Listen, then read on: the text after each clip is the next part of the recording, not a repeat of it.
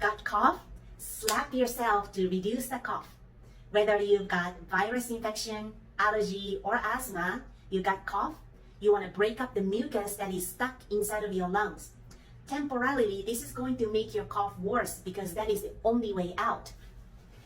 Slap inside of your arms, all the way to the shoulder, to the chest, into the lungs. When you do this, take a deep breath and breath out and slap all over your chest. If you have someone at home, have them slap your back too. These nerves inside of your arms are connected to the lungs. You're waking up these nerves. Waking up these nerves to stimulate lungs to expel the mucus to help reduce the cough. So keep slapping yourself. Do this once a day, every day. It doesn't matter if you go up or down.